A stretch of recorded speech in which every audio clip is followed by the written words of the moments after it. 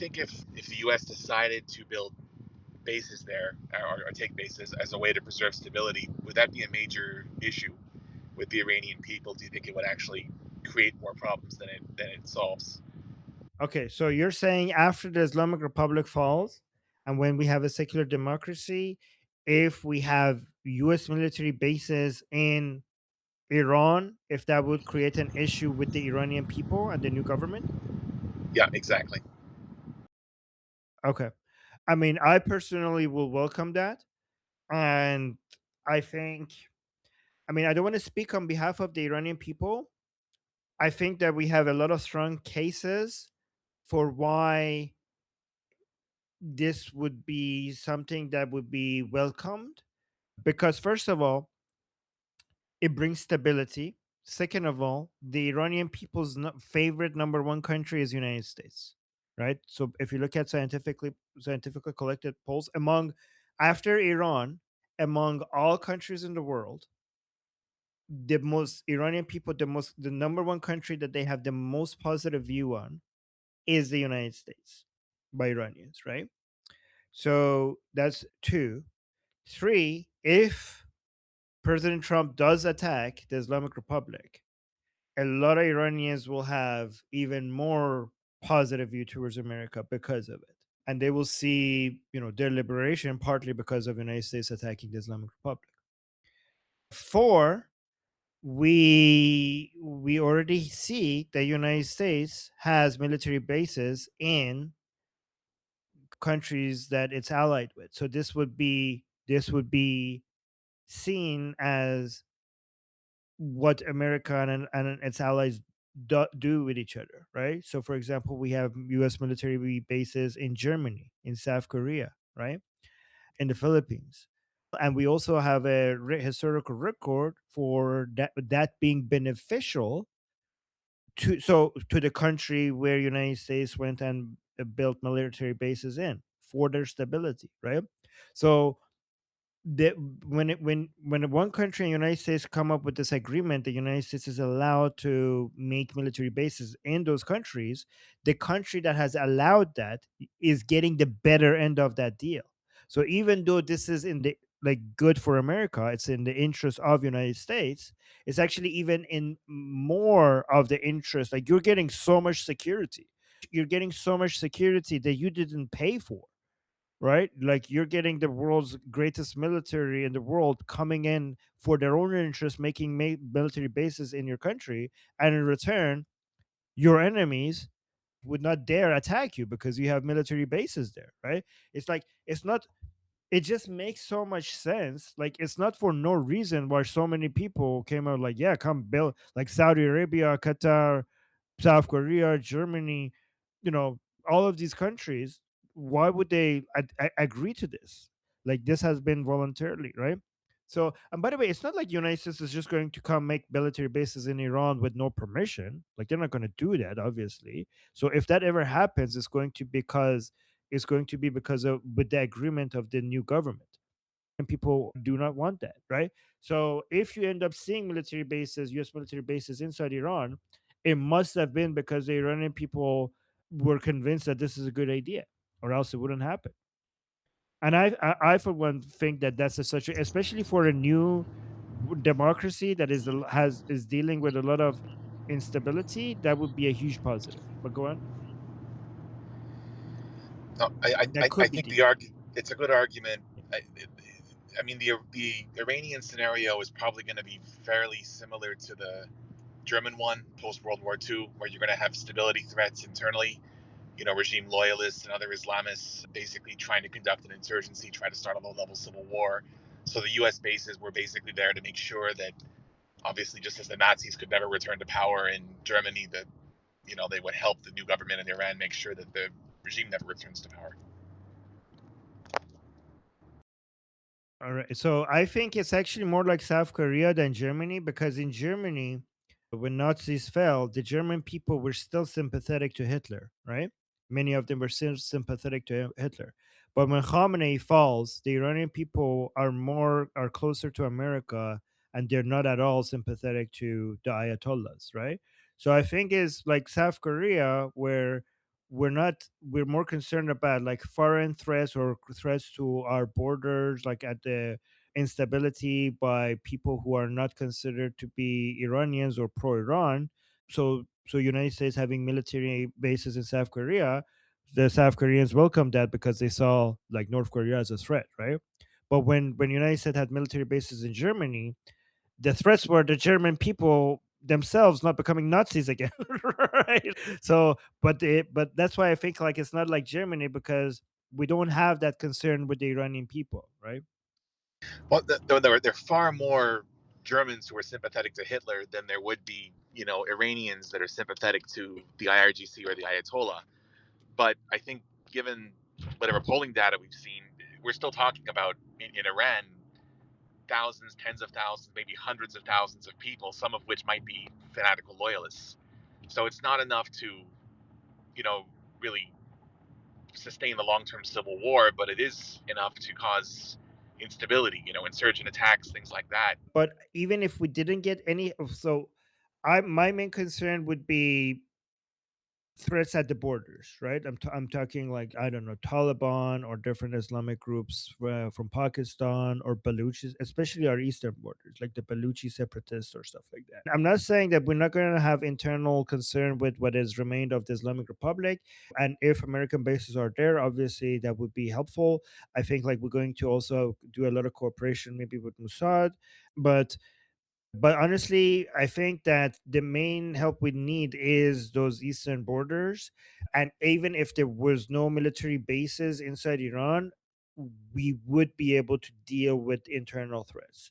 I do think that the one of the challenges of the new Iran is that we have too many applications for our military, right? Like, because how many Iranians are patriotic and they're eager to contribute into Iran becoming stable and prosperous.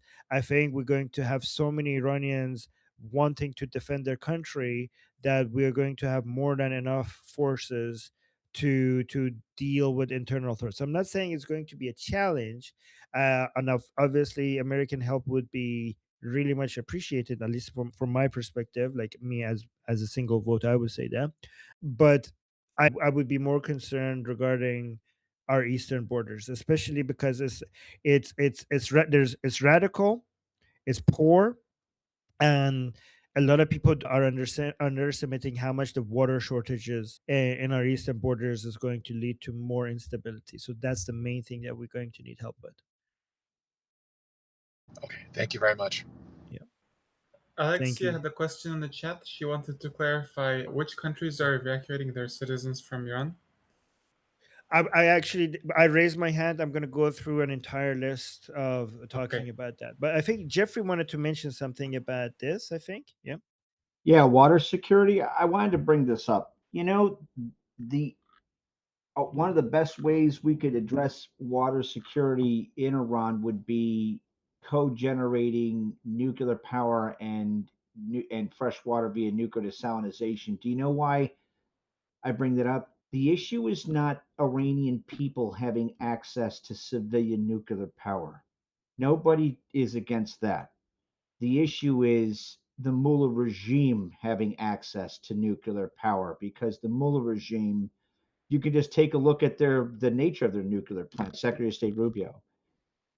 It's very clear that the Mullah regime's use or application of nuclear power has nothing to do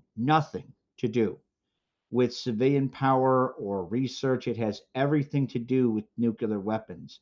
So when you hear these like red green alliance leftist douche canoes trying to morally flatten, well, how come, it was okay for like the Shah, his highness, Mohammed Reza Pahlavi, to have nuclear power and not the mullahs? Because it's the qualitative difference between the nature that possesses the technology. I mean, it's like having a child mannequin, right? A child mannequin in a children's department store, benign and non-threatening, just like nuclear power under His Highness Mohammed Reza Pahlavi, very much benign and non-threatening. If you find the exact same child mannequin in a convicted child molester's house, it takes on in it like the same thing with like the Mullah regime having access to nuclear power. It takes on an entirely different meaning. What's the takeaway?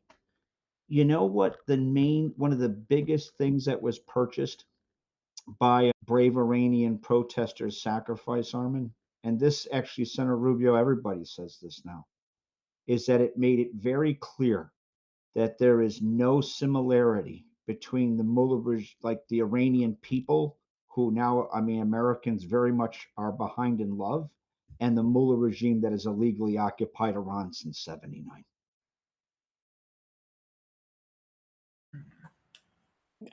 So a fun fact that I wanna tell everyone else is that to give you a perspective of how dead serious Iranians are about fighting the regime, I personally have a guy that I know here in my local Iranian American community, and I hadn't seen him in a few years until this past weekend. And I was like, "Oh, dude, where you been?" And I haven't seen him since like Women Life Freedom. This dude went and enlisted in the army so that he receives military training so he can go fight the Islamic Republic. And he's doing this over the age of 30, which is like 10 times harder. I was just browsing the New Iran subreddit while I was listening to you and Armin. They're like, I've discovered all these like very sweet posts of people like posting your clips and being like, "Oh my god, I love Armin." So you're Really? popular in the New Iran subreddit. Hell yeah. Oh my god. Is English or Persian? In English? Mostly English, but they do both. Oh my god. Okay, okay, okay. Well, send them to me, like those parts. Okay, shit. Okay. I had an Okay. actual question though, and it was something I thought about during the last segment you were speaking, Armin. And I'm not 100% sure how to articulate this question, but one thing I think about is like, why are, for lack of a better term, the pro Pahlavi opposition so far behind in terms of their political advocacy, specifically within the United States? And I don't want to phrase that question in a way that is like dismissing all the work that has been done. I'm just Right. giving a factual assessment of the fact that like NIAC or other groups have made, MEK. yeah, exactly, like very long lasting, thorough relationships and built very deep rapport with certain political operatives within the American political structure and strata that the pro Pahlavi people like have not even started to make until essentially this year is when there's like actual traction. And I just find it interesting because this movement is not new. There are like people like what's his name, like Dr. Sakui, that like super fiery monarchist dude, who have been doing this for like decades. And I don't We know, don't it's something support him, by the way. He's pro monarchist but anti Pahlavi. So okay. what? Okay, well that's a separate Yep. topic. How? Right. Well, that's a separate topic. But Oh. so he's hysterical though. So what do you make of that? I don't know if I articulated myself very well. Right. So actually, no, you did. You did. Actually, so let me give context for people so they could then answer it properly, right? So for years, there has been many different Iranian political groups who have done, unfortunately, they have done like groups that we don't approve of, that are not approved of by the Iranian people, who don't represent the Iranian people, who have done a really, really good job when it comes to lobbying Washington and been able to have a lot of influence on American politics without actually being a representation of the Iranian people, while claiming that they represent the Iranian people. And the two most famous ones are the MEK and NIAC, right? And NIAC represents the Islamic Republic's reformist side, and they are basically a lobby group of the Islamic Republic, which should technically be legal in Washington D.C., and they have been more influential on the Democratic Party, especially among progressives, like not just the Democratic Party, but like also like far leftist media and progressives. And then we have the MEK, which is a Marxist Islamic cult and the Iranian people hate them more than the Islamic Republic. And you would think the Marxist Islamic cult will be also a group that would be closer to progressives. But for some reason, they have managed to get very close to the Republican Party. And they have spent a lot of money on getting a lot of Republicans in their pocket. And a lot of Republican politicians support the MEK. For example, Rudy Giuliani, Bolton, Ted Cruz at some point supported them, Mike Pompeo, and Mike Pence. These are the names that comes to my mind on politicians who support the MEK, and they are the least popular. And it's really interesting that conservatives are supporting the MEK, given that they're Islamist and Marxist at the same time. So it's a but they have worked for years in trying to buy American politicians from the Republican Party, and they have become very influential. And both of these groups have managed to not just be influential on politicians, but a lot of think tanks, a lot of media. There's a lot of podcasts. So, for example, for years, I remember every time there was a YouTube show or a podcast or a TV, like a show, like a news channel saying that, and we have the Iranian expert explaining us the situation. The expert was from Nayak. Every single, I could like as soon as they were like the host was like, and we have the Iranian expert. I was like, this is Nayak, isn't it? This is Nayak, isn't it? And then they would say the name. I was listening to podcasts. I would look it up. Like, God damn it, it's Nayak. And not only that, so many commentators, when they were talking about Iran, they're like, they would refer to Trita Parsi's book, for example, as their as their Bible on all things Iran's.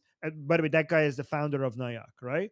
So many of the narratives regarding anti-Pahlavi, regarding pro the Islamic republics, pro the JCPOA, anti-Trump's, throwing out the JCPOA. All of this came from the Nayak narratives and Tito Parsi's book, right? And so the third, like a lot of, so we have the actual voice of the Iranian people are not the reformers through Nayak, and it's not the MEK, Mariam Rajavi being the leader, especially now that we have demonstrated that the patriotic pro-Pahlavi voice is the dominant voice of the Iranian people through the Lion and Sun Revolution. We have demonstrated that. We're seeing now, finally, Iranian institutions like Nufti and UFDI that are doing lobby work, that are doing think tanks, that are doing articles, that are doing a lot of media works, that finally what was missing is now there in English in America. We have the institution in Israel. In European countries, they're there, they're present, they're making the connections. So it finally exists and it's now competing with them, and it's actually like crushing it. So you might ask, like, where were you guys all these years, right? What did Nayak and the MEK had that you guys didn't, right? And the answer, I don't know, maybe I think Susie might not be satisfied by this answer, but the answer is what they had is money, a lot of it, right? And the MEK had a lot of money from Saddam, and I think also from Saudi Arabia once Saddam was removed. And obviously, Nayak has a lot of support from the Islamic Republic, and they have all the money as like oil and gas money as well. And actually, if you think about it this way, it's actually impressive what Nufti and Princess of Pahlavi's team has managed to do now, because they continue to do it without money. So Nufti, for example, has announced that they are not going to take a single cent from any country or any non-Iranian. Their entire budget is based on donations from Iranians, which is very small. Compared to government money, is basically close to non-existence compared to the budget that the MEK and Nayak still have, right? So no grants, because these are just going to be American money. All their budget has to come from Iranian people donating to it, which is very small. This is why when I was talking, I had, one of the writers of the IPP plan, the guy that was responsible for the entire education section. I had him on my show, and I asked him, like, okay, so who's helping you? Because he's getting, so not only he was writing the education part, he was getting thousands and thousands of documents and criticism and emails being sent to him, and the order from the prince was to review all of it, to update the booklet, right? And I was asking on the show, like, okay, like, who's helping you? Like, do you have a secretary? Do you have like interns? Do you have volunteers? And on the show, he was like, I'm so glad you asked me that, because nobody ever asks us that. And it was like, it's just me. It's like there's nobody. Like, this is like a group of really small people tasked with like doing the impossible, and they're not even getting paid for it, right? They have their jobs, and this is like a side thing that they're doing, right? So it's basically with a very small budget, and that's the reason. The only thing that we have, like, they have money and we have numbers, and it's just it's just basically the power of money versus the power of us, just there's just being so many of us, and that's why we have been so behind. I don't know if that's a satisfying answer, Susanna, or not, because you might like I kind of agree, kind of disagree. Like, you can have political traction without money. Obviously, Yeah. I mean, look, it makes the world go around. And also, I love Nufti. I would never take away the amazing work that they've done. But as someone with a lot of experience in a nonprofit, that business model sucks, bro.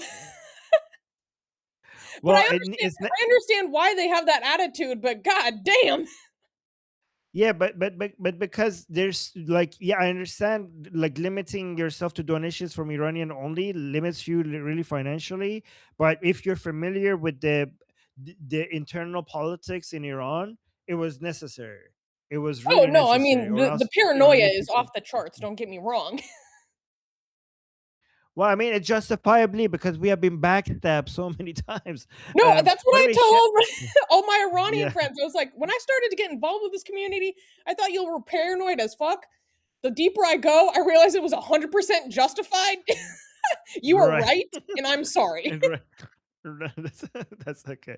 But before we go to Jeffrey, by the way, guys, if you're adding commentary, make it very, very short, because I want to make sure that I have another list of things that I need to show you. But Susie, that was a very good question. I saw Shadow is the admin from our Persian community, so I'm so glad that he's here. He speaks to us from inside Iran. And Shadow, did you raise your hand to add to this, or did you want it to be added to the list? No, to add to this. Yeah, go on. Oh, add it Hi, to the list. is my voice okay? Yes. Your voice is okay. Okay. So I think he wanted to be added to the list. Okay, so let's go move on, and He then we'll said get in to chat Shadow. that he wanted to respond. Oh, respond? Shadow, respond then to this point. Is my voice okay, Armin? About funding, do you think we can somehow take this, bad attitude about funding, somehow we clear it, and because this is necessary to have fundraising and make your process go forward. And I think one of the main reason that Nufti or some community like this can't go forward more and more is because of this bad, such a bad point of view about funding in Iran. So yeah, we could fix that. We could fix that, our mistrust when it comes to money, after the revolution, because right now we don't have time to address that. Like, we're like in the middle of a war, so fixing that problem is going to take like years of talking about, attitude towards money. And but right now we have to deal with the situation that with the cards that we have been dealt with, and this is what we have. So that's a longer term plan that we need to have later, right?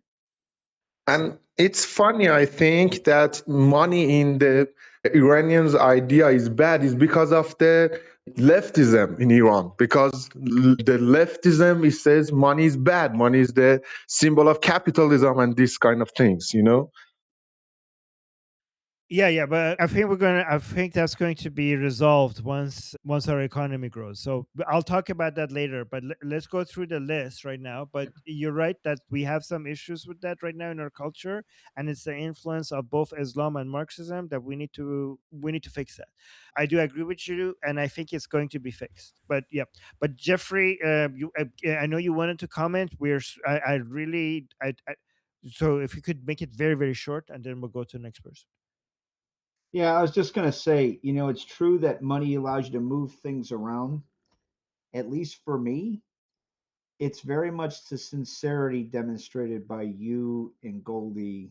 Well, I'm going to, because I'm on your shot, by you, particularly when you shared something like you did yesterday with regards to your commitment to ensuring that Iranians are free. That's the reason I'm here, right? That's There's plenty of people who will work for money, but that's not what you guys do. I heard you yesterday. I guarantee you, everybody in this room heard you. And that has a power all of its own, brother. No, well, thank you. Okay, well, thank you. All right. Thank you, Jeffrey. So, I think Khomeini wanted to add, Yarman, if we have time, can you show the John Fetterman clip as well? It's in the DM in the second link. The Iran bit is quite short. I love Yarman. But also keep in mind that 2 new names raised their hands just like recently. So, up to you. Anyway, you're next, Yarman. Okay, I'm next. Okay. Okay. So, guys, what I want to show you is one reason why maybe the United States is going to be attacking very, very soon. Like I already told you, some of the reasons why this might be happening. Again, nothing is for certain, but one reason why a lot of people are expecting an attack to happen against the Islamic Republic by United States any moment now is the list of countries who are telling their citizens to get the f out of Iran. Then we have the Chinese embassy in Israel urge the citizens to boost security measures and be prepared for emergencies. This one was from earlier today as well. And then we have this one. The U.S. State Department has evacuated non-essential staff from the U.S. embassy in Iraq. Then we have this one. Let me change this to English for you guys. Malaysia's foreign minister stated that 13 citizens of this country are still in Iran despite the foreign minister's warning, and they have been asked to sign a disclaimer document so that in the event of any potential incident, the Malaysian government is not held responsible. So like you're on your own. If you're not leaving, then you're on your own. Then we have New Zealand. New Zealand's foreign minister warned citizens of this country to leave Iran. Winston Peters said that there may be hundreds of New Zealanders present in Iran, while currently only the residence of 26 people is registered. And then we have this. So China was warning the Chinese people in Israel, but this is another China update. Again, all of these were from earlier today, saying China warns its citizens not to travel to Iran and urges those currently there to leave as soon as possible. And then we have this. The British government has temporarily withdrawn its diplomatic staff from Iran, citing the deteriorating security situation, and its embassy in Tehran is now operating remotely. So those were the updates of the countries. So we have this one, for example, the International Atomic Energy Agency, the IAEA, reports that Iran is stockpiling uranium enriched up to 60% at an underground site in Isfahan. The facility targeted by US and Israel strikes in June appears mostly intact. And then we got this update from Yoav Gallant, which is very significant.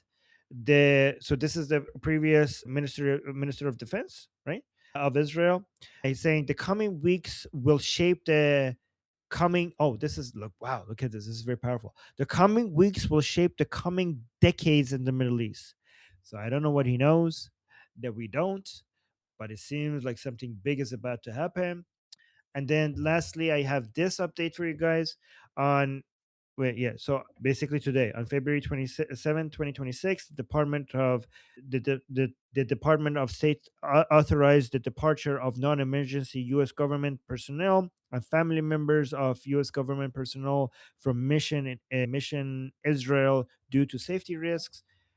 In response to security incidents and without advance notice, the U.S. Embassy may further restrict or prohibit U.S. government employees and their family members from traveling to certain areas of Israel, the Old City of Jerusalem, and the West Bank. Persons may wish to consider leaving Israel while commercial flights are available. So, this is actually sounds a big deal. I don't know what you guys think. While commercial flights are available, I mean, this is speaking again. This was from a few hours ago, from today, earlier today, and it's saying while commercial flights are available. I mean, to me, this sounds like language as if commercial flights are soon going to be unavailable, which happens when war breaks out. So those are just a list of updates that I just wanted to give you regarding why many people anticipate that the United States is going to be attacking very soon. Again, nothing is certain. I'm just showing you the signs that people are pointing to. All right, so that was it. So let's go through everyone else really quickly because my time is almost up. Next, I have Joanna. Joanna Forster. Yes. Hi, can you hear me? Yes. Yes. Okay, good. This is my first time, so hopefully my thoughts will be understood. But thank you, Armin. And I thank you, Goldie and Tusi. I've been watching you guys for the past month and almost month and a half, actually. And it's so good. I used to live in Israel and left in 2015 because of the ninth intifada. I really miss living over there. And it's so nice to hear your support for Israel, especially in this time where it's popular to diss on Israel. But in any event, one of the things I was thinking about when the Shah was talking about partnerships, Israel had a partnership with Iran pre-revolution with water. And water is one of the main things that is a problem in Iran right now.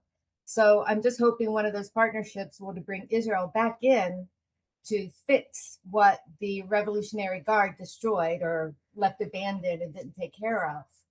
So that was one thing I was thinking of. The other is trauma. So many people have been traumatized. Israel, they are the experts in trauma.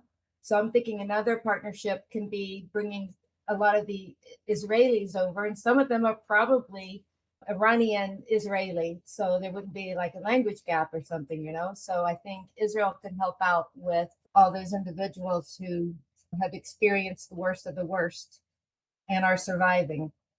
So with regards to the third part, we wouldn't need, instead of assistance, we need investment, right? So if you Okay. look at, for example, Nuftis, it's not like charity doesn't go very far. Investment will create businesses that will continue and grow, right? So, for Yes. example, if you look at Nufti's video regarding what will happen after the revolution, the inspirational video that he made, one thing you could see is that there's like a Tesla company inside Iran, right? Yes. So that usually has, but so with regards to the water one, that's also mentioned in Iran Prosperity Project, our cooperation. Like the fact that Israelis as our allies after Iran is free would be the best when it comes to helping us resolve the water situation, because Israelis are number one in the world when it comes to water. But I didn't think, like, the thing that you introduced here that I didn't even seen anybody talk about and consider, that was like helping with trauma. I mean, yeah, I mean, one thing that when it comes to the bond between the Iranian people and Israelis, there are many, the list is long. We have our ancient bonds, we have our pre-Islamic Revolution cooperation, we have shared values for life, unlike the cult of death that surrounds us. We share the same enemy, we have mutual interests. One thing that I mention often is that beyond all of that, Israelis understand us more than anyone else, because what we have experienced in the past 47 years, like the Jews have experienced that for thousands of years. So they're expert at being and how to deal with being oppressed, right? How to survive it. So when the Jews see our suffering, they're familiar with it because that's part of their history. So I've said that, but I have never considered, well, then when it comes to healing, I mean, you're right. Like, given that how in recent history, especially, the Jews have went through so much trauma, I guess like that means that there's a lot that could be done there when it comes to healing and, overcoming the trauma that we had to deal with. One thing, for example, you also notice that there's another similarity between Jews and Iranians is Jews are also known for being really good at comedy. And I think that, like, usually that happens because comedy is a tool to overcome trauma, especially dark comedy. And I think that is one of the reasons why Jews are really good at comedy. I mean, I'm biased, but I think like Iranians are really good at comedy, and I mean, ridiculing, for example, the Islamic Republic, and also coming up with the craziest way to come up with the funniest responses when it comes at the darkest moments, right? And I think that the fact that so many Iranian people are so creative when it comes to the comedy in the middle of all of this darkness reminds me of the fact of how Jews became great at comedy because of the everything that they had to, all the suffering that they had to go through. So that's another similarity that I usually like to point at. But Joanna, welcome to our community. And we're so glad to have you here. Welcome to our family. Thank you. It's good to be here. Yeah. Right. I mean, I know it's 5 minutes past time Uh, for you to go, but we have another hand from, I believe, a new member, Lagon. Okay, let's do that. Sorry, guys. Yeah, next time let's do new members first. Yeah. Yeah, but Yeah. All yeah. right, go on, Legum. If it is not enough time, I could talk next time. But that's fine. No. Please go ahead. Please go ahead. Yeah, I'm also new here. I usually talking the Persian one, so it's the first time I'm here. But yeah, just the reason. One of the things I wanted to ask you: what happened? Finally, we woke up that we have a real opposition, like Reza Pahlavi, as in Iranians. That's the only one, because what has been Islamic Republic was doing is creating this kind of like a fake control opposition for many years, with creating like a circles of active measures and reflective control. And they copied actually Soviet Union, what they did like between 1921 and 1927.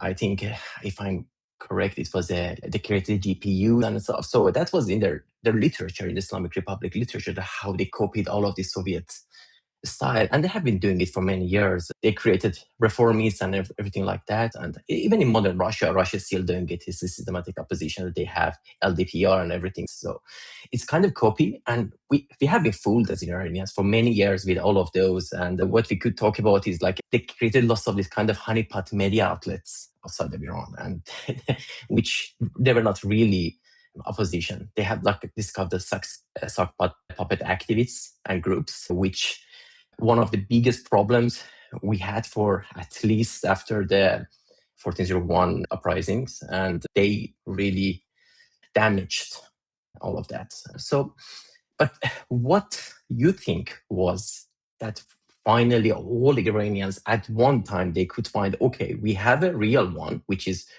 Reza Pahlavi. And because I was thinking all my life, what's happening? Why we are getting fooled? And now I'm really happy about it. So what's the reason? So I don't think it happened all of a sudden. I think it was there all the time. By the way, guys, when I leave, the conversation continues. I will stop the recording, and you guys could continue talking. Okay, so you don't think that when I'm leaving, when my time is up, the conversation does not end. I actually was on the Persian channel. I don't know if you watch our Persian channel, Legume, but I have been saying for a long time that the support for Princess Pahlavi is really bigger than a lot of people, anti-Pahlavi people, assume. That when eventually, at some point, it will be demonstrated. Like, I think I've been vindicated because of this Lion and Sun revolution, right? Because ever since Mahsa, I mean, even when it comes to the Mahsa revolution, to me it seemed like the dominant voice was pro Pahlavi, but because Prince of the Pahlavi himself was very, very tolerant and wanted to be diverse and open, he was sitting next to people who didn't really represent the Iranian people just because he wanted to show that the door is open to everybody. And for example, in the Hamid Ismailion gathering in Munich, there were these groups that were being highlighted even though they weren't a big part of the crowd, and a lot of pro-Pahlavi people were tolerating them as because they were following Princess of Pahlavi's lead. And like a lot of pro-Pahlavi people, for example, were being led by anti-Pahlavi people just because like they weren't being led, but they were like just going along with it because Princess of Pahlavi was basically part of that coalition. But even then, if you looked at it, the dominant voice was still the patriotic pro-Pahlavi voice. And I think that actually worked out well because by giving them an opportunity, they demonstrated that they are the intolerant ones, because Princess of Pahlavi opened the door to work with everybody, but because they were so allergic to Pahlavi, it didn't work out, and they exposed themselves. And it used to be that people who support these other people, it wasn't that they were anti-Pahlavi.